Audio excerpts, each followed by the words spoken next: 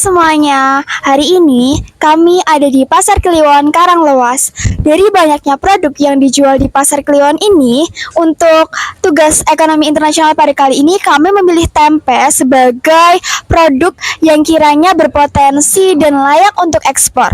Alasan kami memilih produk tempe karena potensi untuk diekspor ke pasar internasional, terutama karena faktor keunikan, permintaan global, dan relevansi dengan tren gaya hidup sehat. Mungkin itu ya teman-teman semua, alasan kenapa kami memilih produk tempe. Sekian, terima kasih. Jadi ini tempenya itu buat sendiri Pak di rumah? Ya, produk sendirinya buat sendiri. Untuk bahan bakunya itu dari mana Pak? Ya, dari toko. Itu selalu tetap bahan bakunya ambil dari toko itu apa selalu ganti-ganti? Enggak ganti-ganti.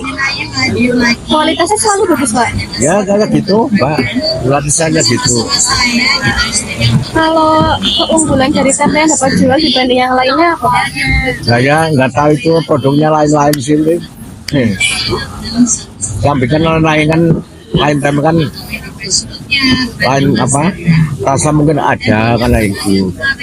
Harga jualnya berapa Pak? 11.000.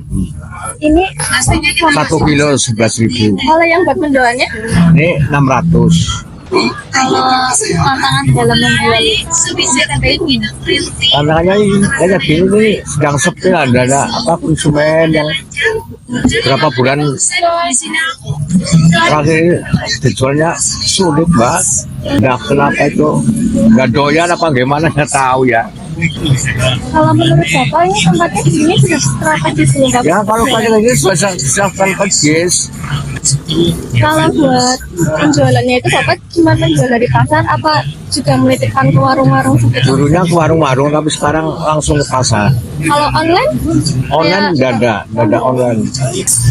Kalau harga bahan baku itu kan kedelai kita. Ya iya kedelai. Suka naik turun gitu ya? Ya. Itu mempengaruhi harga jualnya nggak Pak? Ya enggak lah. Enggak, berarti tetap konsisten gitu Iya. harga jualnya. Ya kadang turun kadang naik karena itu. Ini cukup ya Pak? Ya sama. Di sini kami akan menyampaikan hasil analisis SWOT untuk melihat kelayakan tempe sebagai produk ekspor. Yang pertama, ada strength atau kekuatan. Yang pertama ada pada nilai gizi. Tempe kaya akan protein, serat, vitamin B, dan isoflavon yang menjadikannya menjadi pilihan makanan yang sehat. Yang kedua ada merupakan produk tradisional yang unik. Tempe memiliki nilai budaya yang dapat menarik pasar dan konsumen yang mencari makanan otentik. Kemudian yang ketiga ada cocok untuk vegetarian dan vegan. Kebutuhan protein nabati semakin tinggi terutama di negara-negara dengan tren diet plant-based. Kemudian yang keempat ada harga bahan baku relatif murah. Bahan baku utama yaitu kedelai yang mana mudah diakses dan terjangkau terutama di negara asalnya. Kemudian yang kedua ada weakness atau kelemahannya. Untuk kelemahan produk ini yang pertama yaitu ada pada daya tahan produk. Tempe segar memiliki umur simpan pendek sehingga memerlukan pengolahan tambahan misalnya pada menjadi tempe beku atau tempe kering. Yang kedua ada ketergantungan pada bahan baku impor. Kedelai lokal sering tidak mencukupi sehingga perlu impor yang dapat meningkatkan biaya produksi. Yang ketiga yaitu ada kurangnya standarisasi produk. Tidak semua produsen tempe memiliki standar kualitas dan higienitas yang sama. Analisis opportunities atau analisis peluang, yaitu yang pertama tempe dapat dijadikan sebagai pasar global yang terbuka. Permintaan makanan sehat, ramah lingkungan dan juga gizi yang berlimpah terus meningkat di Eropa, Amerika serta Asia Timur. Lalu yang kedua, tren makanan tradisional. Pasar internasional tertarik dengan produk etnik dan tradisional.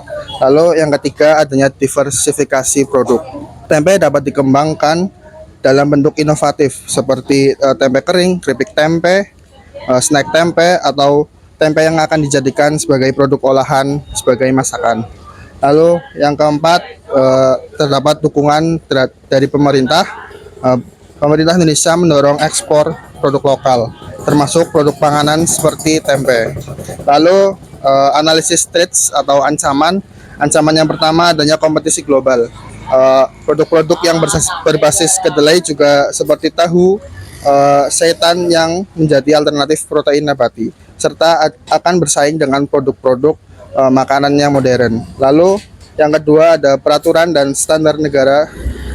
Negara tujuan ekspor mungkin memiliki regulasi yang ketat terkait keamanan pangan, sertifikasi organik dengan label produk. Lalu yang ketiga, adanya persepsi pasar. Tempe masih kurang dikenal di berbagai negara, sehingga perlu edukasi dan pemasaran yang masif. Lalu yang keempat, ada fluktuasi harga pasar. Ketergantungan pada impor bahan baku membuat biaya produk tidak stabil.